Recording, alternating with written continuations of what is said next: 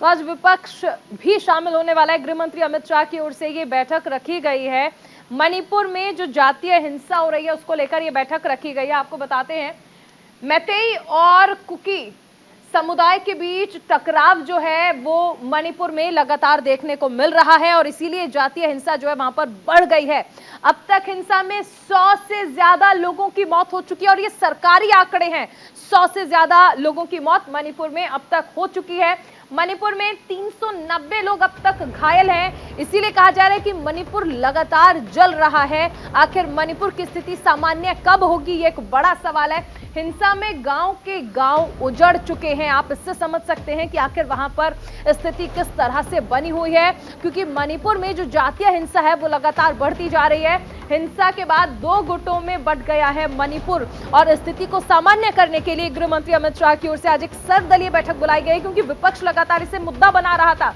मैतेई मुसलमान और नगा भी हिंसा से प्रभावित हो चुके हैं और ये भी एक वजह मानी जा रही है जिस वजह से हिंसा जो है वो बढ़ रही है। हिंसा से मौत और नुकसान दोनों पक्षों को हुआ है। ऐसा नहीं कि किसी एक पक्ष का नुकसान हो रहा है, दोनों पक्षों को बराबर नुकसान हो रहा है। मौत दोनों पक्षों में लोगों की हो रही है, घायल भी हो रहे हैं। 50,000 से ज्यादा लोग राहत शिविरों में हैं इस वक्त, क्योंकि हमने जिक्र किया कि गांव के गांव उजड़ चुके हैं। मणिपुर में जो जातीय हिंसा हो रही है उसमें मणिपुर में 200 चर्च जला दिए गए हैं।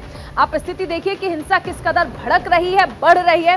200 चर्च जल चुके हैं, 100 मंदिरों को निशाना बना लिया गया है, गांव के गांव उजड़ गए हैं और दोनों पक्षों को इससे भारी नुकसान हो रहा है, जिस वजह से कहा जा रहा है कि 1.5 महीने से मणिपुर में जातीय हिंसा जो है वो बढ़ती जा रही है। और ये अब एक स्थिति ऐसी बन गई है कि गृह मंत्री अमित शाह को भी बुलानी पड़ी है सर्वदलीय बैठक। लेकिन हिंसा शुरू कैसे हुई? 3 मई को ATSUM ने आदिवासी एकता मार्च यहां पर निकाला था, यानी 3 मई से ये जो स्थिति वो शुरू हुई।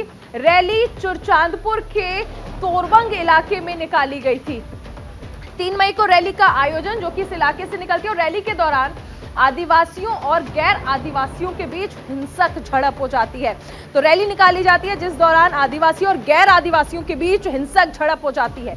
भीड़ को तितर बितर करने के लिए पुलिस ने आंसू गैस के गोले यहां पर दाग दिए, लेकिन जैसे ही आंसू गैस के गोले दागे जाते हैं उसके बाद स्थिति जो है वो बदलनी शुरू हो जाती है। हिंसा का दौर शुरू हो जाता है। अब हिंसा की वजह क्या है? आजादी के बाद से कुकी समुदाय को अनुसूचित जनजाति का दर्जा जो है वो है। मैतेई हिंदू समुदाय में कुछ को आरक्षण नहीं मिला है। अब कुछ लोग आरक्षण चाहते हैं और जो मैतेई हिंदू समुदाय है उसमें कुछ को आरक्षण नहीं दिया गया है। मैतेई समुदाय के कुछ अनुसूचित जाति बने और कुछ को ओबीसी का दर्जा दिया गया। तो एक ही समुदाय लेकिन कुछ को अनुसूचित जाति बना दिया और कुछ को ओबीसी का दर्जा दिया गया। मैतेई लोग कुकी इलाकों में जमीन नहीं खरीद सकते, ये भी एक वजह है जिसका विरोध किया गया कि आखिर क्यों कुकी इलाकों में जमीन नहीं खरीद सकते हैं। मैतेई लोग अब जनजाति का दर्जा चाहते हैं।